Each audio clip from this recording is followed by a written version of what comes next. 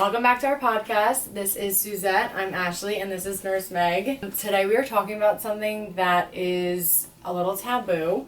It's something that I have been experiencing personally, and I wanted to bring this to you guys, but I wanted to do it in like a more detailed way because we tried to do this not in so much detail, and I just feel like so many people had questions. So we're going to talk about all the uncomfortable things today, but it's not uncomfortable for me, so I don't care. We are talking about the issues between sex drive and semaglutide, tirzepatide as well, are we finding? And tirzepatide.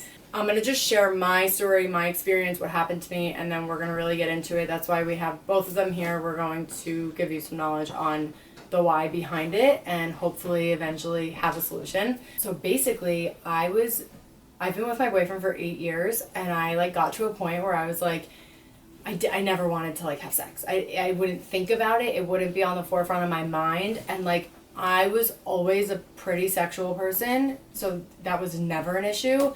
And I attributed it to maybe I'm getting older, maybe I'm really busy, or I have a lot going on in my life. Then I was like, we've been together for 8 years. Are things stale? And then, I kind of just got to thinking and spiraling, and there were very real thoughts. And he actually said to me one day, he's like, maybe it's the medication. And I was like, never. I will not blame this baby if it's the last thing I do. I just didn't want that to be the case. So I kind of it got in my head a little bit. And I realized that after I had gone off of it in, I think it was April of last year. It was end of April, early May. Yeah. Because that's before I went on leave. That's all right. Okay, so I got off of it, Yeah, and I was going to start trying to just maintain my own weight without it, which was very, very, very difficult. So I quickly ended up going back on it about 4 or 5 weeks later, but in those 4 or 5 weeks not on it, I had a sex drive again. I was excited. I wanted it. I was all those thoughts, I felt normal again, and I was starting to get really nervous. I'm like, is this just the thought of your relationship being stale is the scariest thing ever. And I just knew in my heart that was not the case, but I could not pinpoint it. Makes you wonder, do I just love him but I'm not into him? Right. I was also going to say, to be fair, I think people think that's how it's supposed to be. Right. That, just deal with it. It's our parents, we're married for 50 years, we love each other. Right. You don't always have to feel hot and heavy. But no. Ball and chain. But it was it wasn't I was only not feeling hot and heavy. For 28. So you're 28. Yeah. I'm 44. Mm-hmm. I'm 30. And you're 30, and you just had a baby a year ago. Yes. To add to your second. So it's different walks of life. Right. Too. We're all experiencing different things, and right. You're not on it, but you're probably going. But you still, different. You're still a woman. Different lengths of time together with our partners, too, which I think plays a factor, and it also they're part of the equation too, which I think is important to talk about as well. Yeah, and at a very in my life, my mom and I always had a very good relationship where we would talk about sex and we would talk about things, and obviously not in detail, but there were times where I would share certain things and my mom was like, listen, there's gonna come times as a woman that you're tired, you maybe don't feel like it, you don't feel that confident, you have to still, this is part of a marriage, this is part of a relationship, you have to please your partner. And I just felt like I was not living up to... You're saying playing dead is not normal? Playing dead is not normal. Or faking it. Or he gets out of the shower and you're like, oh, I'm so tired. That's it, I'm out. No, I'm sleeping. Wake up. Yeah, that's they will hold you and to and when I tell you, if John watches this, he's going to be like, oh my God, it makes sense. Because I did do that. There were times where I was literally just not in the mood. And it was a very weird thing because... It wasn't I'm not confident. I am the smallest I've ever been. I feel so good about myself. I feel so good in my own skin. I'm confident in every aspect of my life. I'm okay, so that's not it.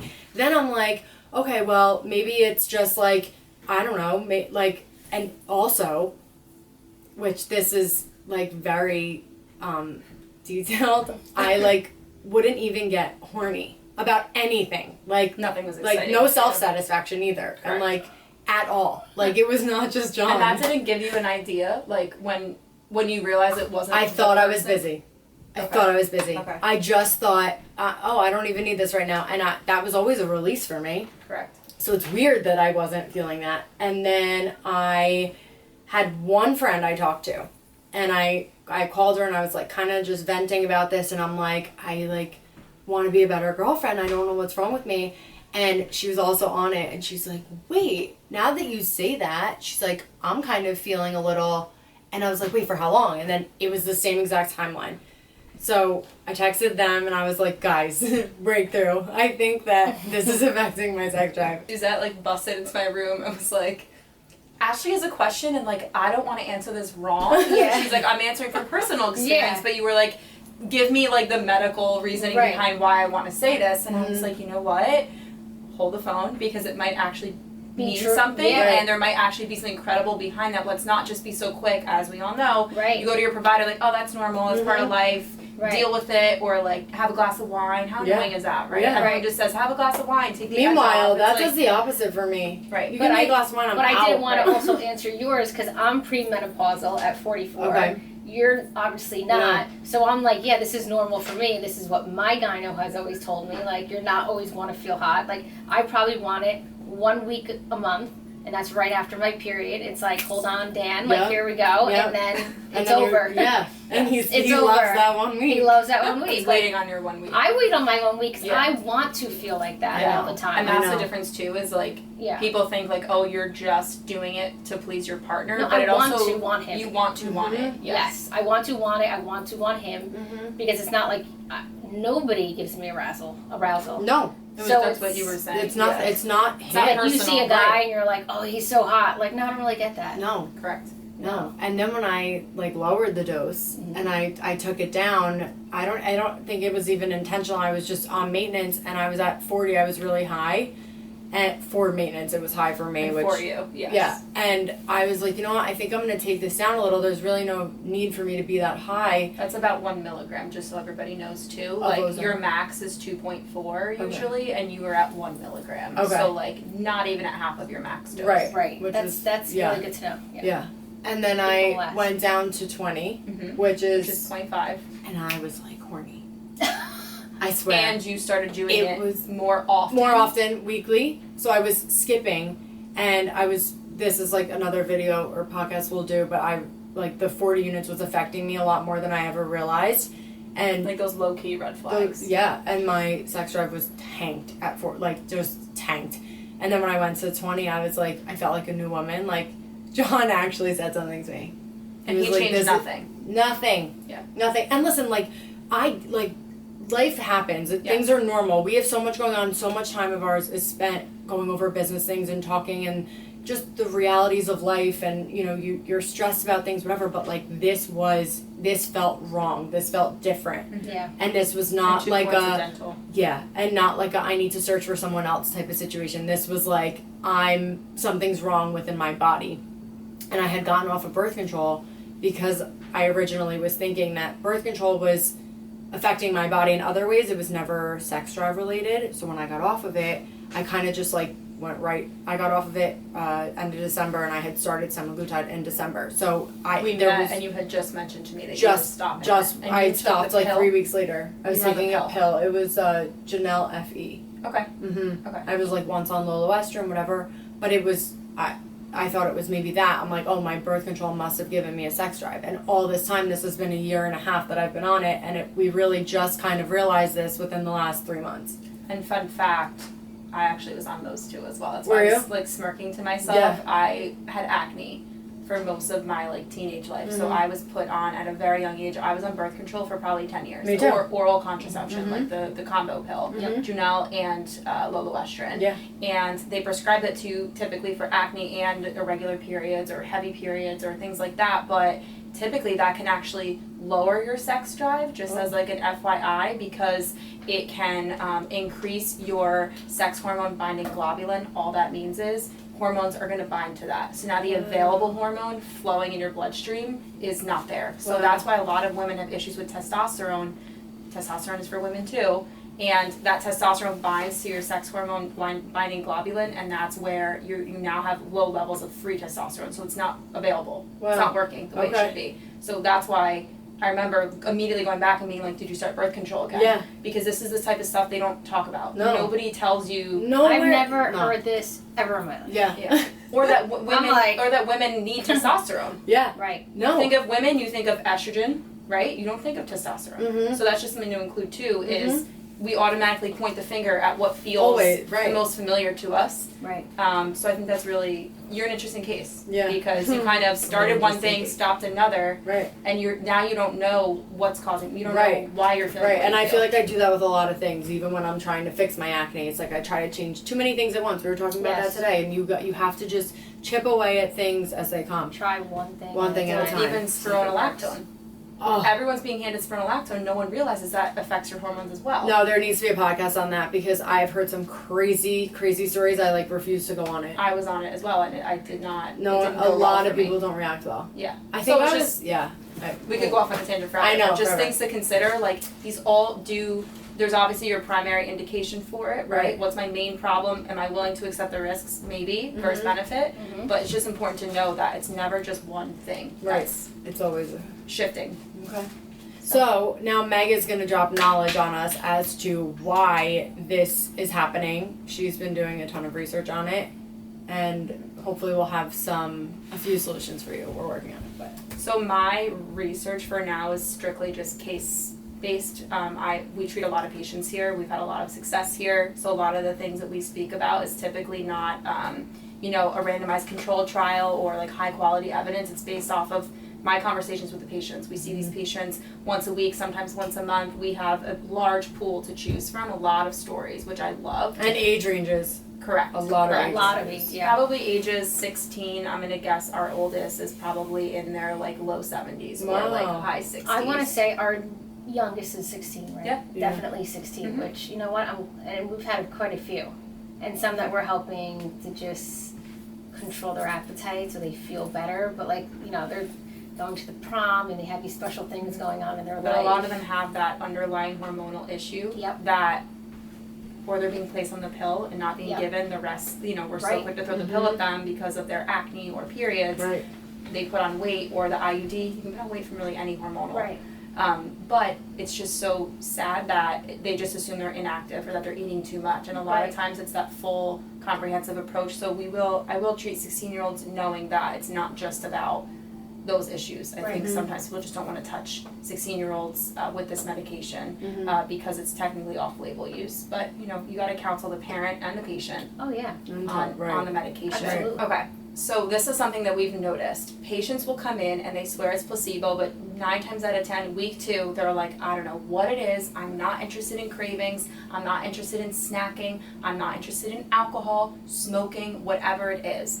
And in the beginning, we were like, okay, cool, yeah, it's placebo, maybe. Like maybe you're just excited because you're not supposed to feel you're it. pumped. Yes. Yeah.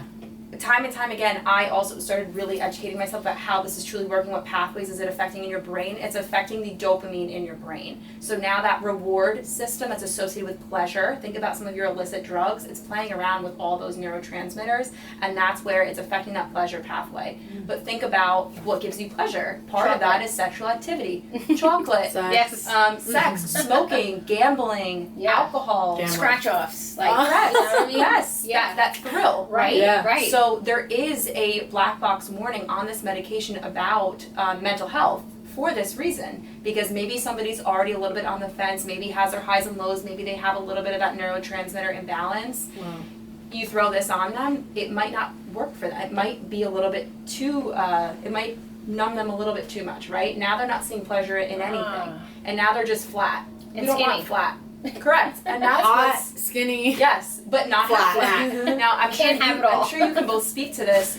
You guys had the opposite effect. Like you felt more confident than ever, right? Yeah. You have that confidence. You can kind of cheat a little bit and have some things you want to indulge in because you know you have that off switch, right? That's one of the ways that it works. You have that off switch. So you would think, oh well, now I got half of ice cream, half of that stuff, half of that. Which still satisfies me just Yeah. as much as correct. taking the full So you stuff. would think that would make you feel more confident, more interested in pleasure. So that's where it became a little bit confusing. People were like, is this coincidence? Why am I not interested right now? Well, my thoughts as of right now and what the research is suggesting, I was actually just listening to Kelly Casperson speak about this. She's a female urologist, but she's very much into hormonal therapy and GLP-1s. There's a lot of research coming out right now specifically about this. They just spoke about it at a conference in March. Okay. And a women's sexual health organization, I think it's called ISHWISH, they're speaking about this right now. And there's going to be a lot more research coming out about sexual interest and this medication. So we're kind of on the forefront right now, because right now it's just buzz. Right. They need to actually study it. They need to actually control the factors. I will do it.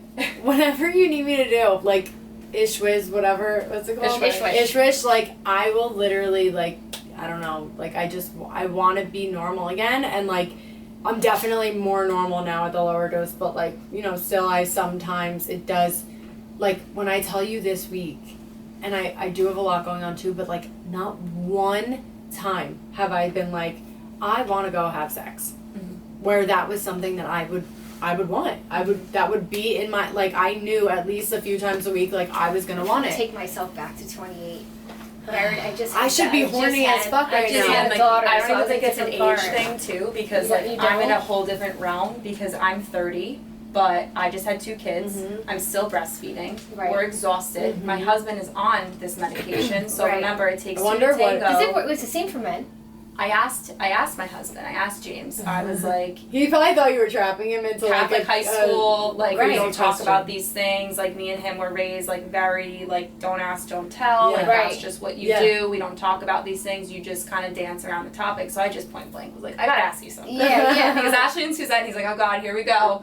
I was like, are you, like, interested? Like, and I'm, like, joking around it. I think I'm hot, right? In my nursing bra, like, literally hair falling out. With 2 girls. He's like, she's trying to trick me right now. Yeah, you know, my boobs are down to the floor at this point. They're just like deflated little balloons, and I'm like, are you into me? Like, is it what's going on? So, and remember, with hormones, like, a lot of times people think you need to test them. Yeah. You have to go off what the patients are telling you. Right. You can be, we're all different. You can be safe and test somebody's hormones and say, well, yeah, I can prove, like, this is low, and that's just a snapshot. Right. So you really have to talk to the patient, talk to your partner, and say, let's not blame it on my blood work. Let's talk about what is going on, what's changing. Yeah, we could throw things at you to fix it, but I think it's really cool that you guys are willing to kind of let us not play with your doses, but adjust them and really control for that and see if it's changing how you feel. Right.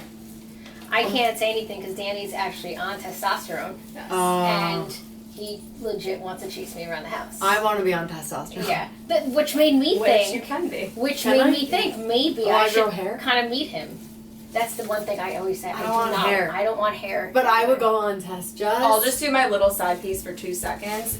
Women need testosterone. Are we gonna grow hair though? So there are different types of hormones that you can use. For specifically testosterone, you can do injections, you can do pellet therapy, you can do transdermal. It depends on your dose. What if I want to get pregnant? Pregnancy, you know, they're not going to really study anything in pregnant women in terms of hormones like that, because it is still very off-label, taboo, not really FDA approved. But in general, testosterone can be used safely in appropriate levels in women. I personally like transdermal, where you apply it to your skin and let it absorb. Okay. Yes. Pellets are very popular right now. The problem with, and I'll answer directly, the problem with having too much testosterone as a woman, some of the side effects are irreversible. So deepening of your voice, enlarging of your clitoris, sounds like that would be a good idea, but it's not, and you can't back that off. You can't get rid of it. So that's why pellets are not necessarily, you know, I'm not going to sit here and say poo-poo to anyone who has pellets, but once it's in your body, you don't have that control. Where that's why it's the lowest, most effective dose, and you guys hear me say that about semaglutide constantly. Too much of a good thing is not always a good thing. So it doesn't mean you can't. I mean, I don't necessarily want to add in something to fix another problem. No. I'd rather I'm wondering come back if I with should your dose. if I did a hormone panel right now, do you think my testosterone would be low? It's hard to say. Your testosterone is typically highest in the morning. So if you were to do it like 7 a.m., get your blood work done, it might show that. I think there's more women than not that don't have optimal levels of testosterone. Same thing. There's a range. So you and you might have 2 different levels of testosterone. Even if they're both normal, you might not feel normal. So if you're symptomatic, I'm going to talk to you about it. We're not going to just say, oh, your labs are good, you're fine. Well, because I noticed when you go to the gynecologist, after begging to get my hormones tested, she said, you're fine. And I said, but I still don't feel fine. And she goes, this is life. Like, this is life. You're going through changes. Like, deal with it. And but how do you feel as a patient when you hear that? I get angry, but then I don't really have any, like, where am I going? I don't know. What's my alternative? Like, I don't have Does it make you feel heard? No. No. No, and I don't feel normal, and then you kind of like fake it. And I feel like you shush. fake, yeah. I will say, like, I could see if you order labs on every single patient on their hormones, like, it only tells you what's happening right now. So you do that test 5 hours later, it's going to be different. So that is where, like, I do understand that concept, but if a patient's asking for it to be run, why not run it? Yeah. As long as they're counseled on what it's going to show. And the limitations, right? There's limitations. Right. So there's things like peptides and hormones you can help with these things. There's oxytocin, which is a hormone that's intranasal. There's some FDA-approved medications called Vyleesi. That's technically PT-141. That is an injection or a nasal spray that can assist with your interest in sexual desire. There's other ones that assist you with... try that. Yeah, I think I'm gonna I'm gonna let you guys know what we come up with, but I think I'm gonna, when we're done with this, figure out a plan. Yes. Just so I can start trying some things, because maybe then that will help someone else who's watching this. And labs because don't right now we mean don't you have a can't solution. get it. Like, some patients think, well, what on my blood work is going to tell me I can do a peptide? It's just because I want to rule out other causes. If you're anemic, or if your thyroid is terribly out of range, that might be why. Right. I think is actually great to do, so exactly you could rule anything else out. You want to rule out those true medical underlying disorders before we just say, like, all right, maybe you just need a little... Right. Maybe I'll do blood work, and then we'll discuss a future for this. Something else I was thinking about, though, because when I read the comments, when I first posted the video talking about this, so many people also commented, and they were like, I'm the opposite. I like can't keep my hands off my husband because I saw that. I feel better than I've ever felt. But then part of me is like, yeah, I had that moment too. I had that moment because that's when you wear something sexy that you want. Exactly. Like, you know, they say that little polka dot bikini. Yes. Like you finally got in it. Yes. And you had the moment. And you feel great. I had that moment. No, that's my husband. Yes. Strutting around when I was very much pregnant, and he's like, these haven't fit me in years. Look at me in my gray joggers, and I'm like, first of all, you're like, we did enough damage with the gray joggers, so I'm already wearing the effects of the gray joggers. Like, I'm carrying it as we speak. So like, love that your cholesterol's better, love that you're in your best heart health, but like also get out. Yeah. So I'm curious. I want that now, all the time. Me too. And I'm curious, the people who are saying it, you can tell with the pep in the way they say it that this is fresh for them. You're like, oh, you're a noob. You just start, say this, I'm gonna get all, like, I don't want to get all weird, but when you feel that confident and you have that kind of energy, like, good things are gonna happen to you. Yes. 100%. Like, you're just You're manifesting. You're just days better. Everyone kind of just. You're my life changed from this. Yeah. My life changed, and like Everyone I should say feel that like with like it sounds broad, but when I say that, like, it wasn't that I couldn't do what I do now if I was a little bit heavier, but I didn't feel the way I feel now doing it. So like getting in front of the camera, going on TikTok, I don't know, like teaching people like that, I would be looking at those videos, and it's the mental of what it's doing to you. Confidence. It is. And it's like, even though I always thought I was confident no matter what size, I still would be a little but it's also tied into food. Like, you literally are at a restaurant constantly, and with the lifestyle you both live, you guys are busy, so you would go to that restaurant and be like, I just have to get the salad because I'm going to be bad today. Like, that is just so it was so toxic. It's unfair because you should be able to have, you know, so many of you guys are really, really killing your muscle mass, killing your basal metabolic rate because you're afraid of protein, you're afraid of meat, you're afraid of protein in general. You're eating salads all the time because you think that's the only thing you can enjoy. And that's where this can really help bring that confidence back. There really are so many benefits to being on this medication, but this is one thing that, like, we are all determined to figure out, because there's nothing worse than feeling sexy, looking sexy, and not being able to get yourself to in that and perform, legit. There's this cream they have here. It's called Scream Cream, and in the heart of figuring out that my sex drive was lower than low, I had Meg write me a script for it, and it works. It feels like... is it mentally?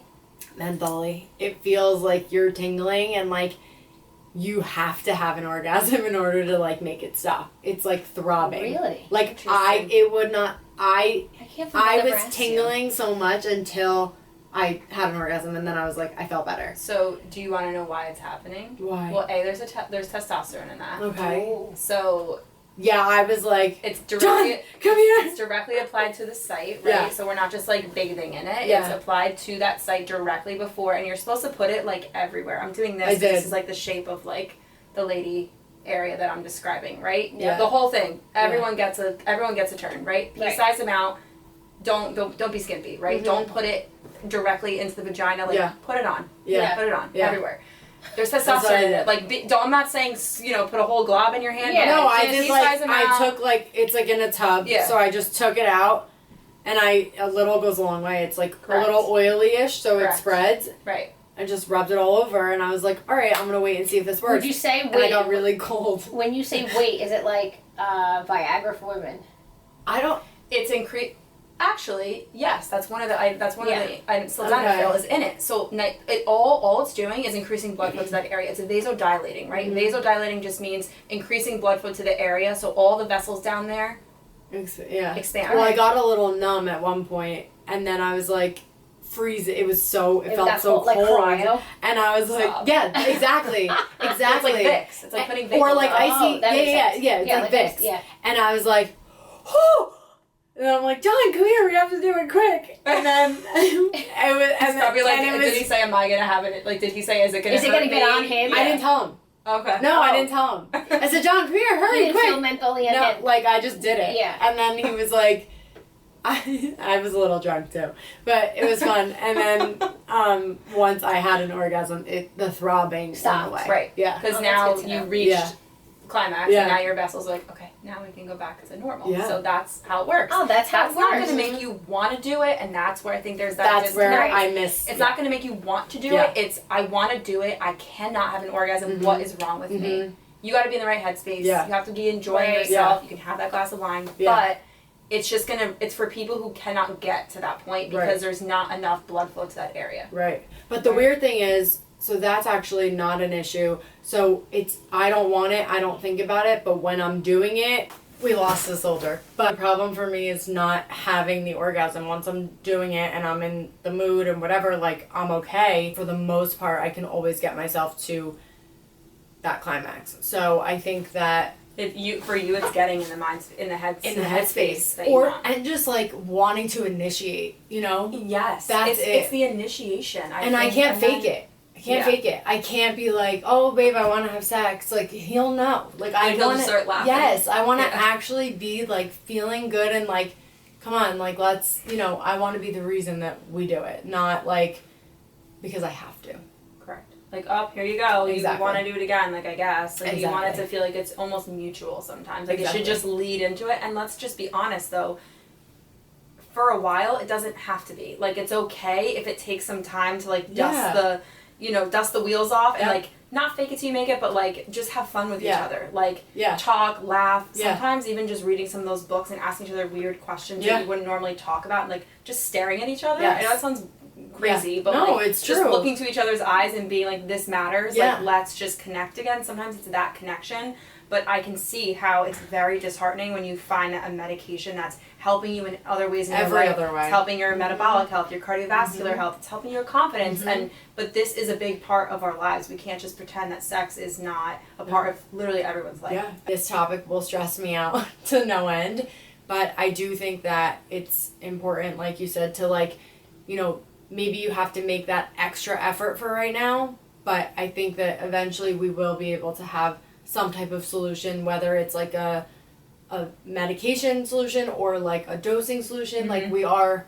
playing around with it, and if you are in the realm right now of like kind of you're on a high dose, like lowering it for me was what helped me in this moment. And Meg always told me this, like, from the beginning.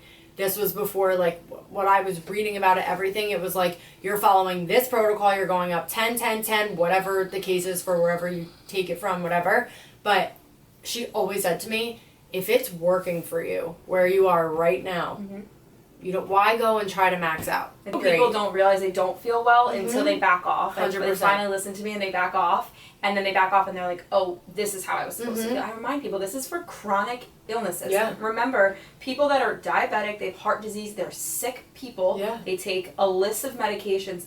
That is who this was approved for. Right. So imagine having all these comorbidities and then having to take something that made you feel this bad. It's Right. not meant to feel that way. No. It's not how you should feel. Now, the mental health side effects, that's something we have to look into. I I don't necessarily know if the dosing is affecting that. You kind of said you felt that way once you backed off. You felt I was just a little bit more like yourself. I had no pep. I was like I had a lot of fatigue. I was just constantly like in just a hamster wheel. I felt like it was the same shit every day. I wasn't making myself proud. I wasn't like, there was just a lot of things that it was like just dulling me out. And then I would realize that because I was spaced out 2 weeks, which I would probably never do again. I was spaced out so far that like I would be, that first week I wouldn't feel great, and then that second week I would start to get life back into me, and then I would have to take the shot, and then it would happen again. And you're crashing. You're like this. And I didn't even realize. Like, I think this was really good. Yeah, I think it's a really good intro. I want to do some more reading. I'm going to try to pull like some research articles if there's any out there right now that exist. From what I've heard, it's mostly abstracts, meaning they're presenting the case, they're presenting what they want to study, but it's not actually, the study hasn't happened or the results have not been compiled and it hasn't been published yet. Okay. So definitely more to come, and I think the buzz is there. Yeah. We just have to start talking to patients, and even if it's just observational, that's I know randomized control trial is always best, but observational data for now is just as important as having, we don't have anything yet. If you stayed the whole time, thank you guys so much for watching. We love doing these, and we have so many topics we're going to cover over the course of the next few months, and let us know if there's anything you find. And remember, I cannot give official medical advice. I'm not your clinician. I am a clinician. So just keep in mind, this is not official medical advice. This is just us having girl talk with some medical advice thrown in there, but it's not specific to you. So if you want to be a patient of ours, that's obviously a different story. But for now, this is just us kind of chit-chatting and getting you guys to think a little bit. Yeah. All right. Thanks, guys. Bye.